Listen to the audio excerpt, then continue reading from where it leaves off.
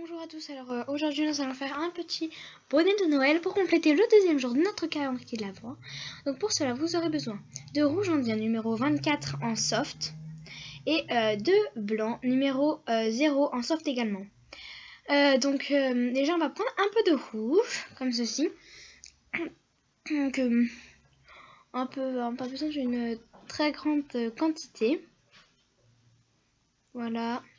Donc on va faire une boule, parce qu'en fait moi je trouve que le rouge indien est très facile à manier, donc c'est assez bien. Donc on va mettre une boule. Bon, j'en ai repris un peu parce que je trouvais que j'en avais pas assez. Voilà. Donc on fait une petite boule. Et puis du coup une fois qu'elle est bien malaxée, enfin voilà, moi en fait vraiment le rouge indien je trouve qu'il se malaxe très bien. Voilà, plutôt que le blanc se malaxe un peu moins bien je trouve, mais c'est... Voilà, ça se malaxe bien aussi. Hein.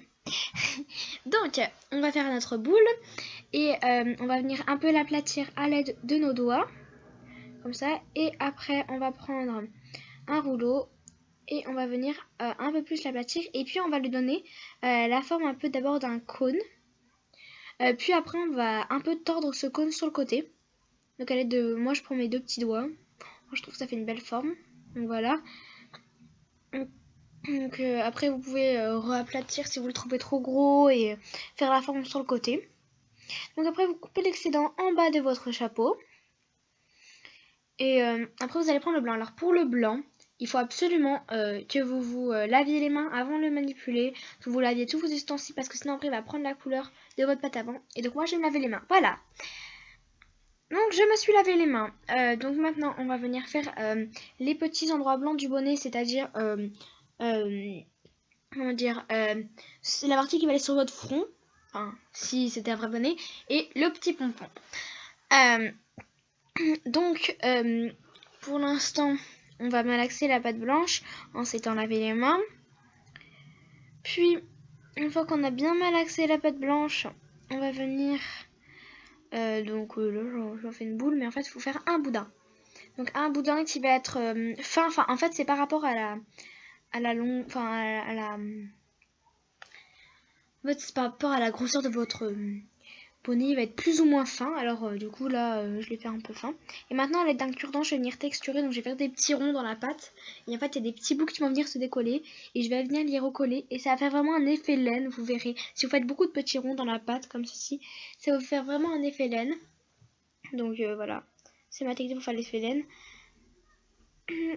Donc, je le fais... bien, après j'aplatis comme ceci. Et après avec mon cordon je vais venir rouler le blanc un peu sur le rouge juste pour le coller bien. Et après je le remets bien. Donc là je décolle juste pour vous montrer de plus près comment ça donne. Parce que vous voyez un peu de loin. Donc voici comment ça donne. Là on voit pas très bien, mais c'est une bonne technique, je peux vous l'assurer. Après on prend un peu de blanc et on va venir en faire une boule. Voilà, une petite boule. Donc ça c'est pour faire le pompon. Donc vous en prenez pas trop du blanc, ça sert à rien de faire un énorme pompon. À part si vous voulez vraiment avoir un énorme pompon. Voilà, donc après quand vous avez fait votre petite boule, eh bien vous allez pareil, donc moi ce que je fais c'est que je le colle aussi à l'aide de mon cure-dent. Donc là je vous conseille pas pour le pompon parce que ça déteint un peu. Donc voilà, moi je vous conseille juste de le coller, de coller avec de la pâte, de la fimo liquide ou des choses comme ça. Donc après je vais prendre un cure-dent. Donc là c'est l'outil que je vous avais fait, enfin que je vous avais fait le tuto. Voilà, donc c'est juste un petit cure-dent, hein, c'est si vous voulez avoir un manche plus long. Et en fait là comme le pompon était petit, je préférais avoir quelque chose de plus long en fait. Voilà. Donc là je prends donc mon outil cure-dent. Et je viens texturer le pompon de la même manière que j'ai fait avec la petite bande. Donc, juste un cure-dent coincé, donc voilà.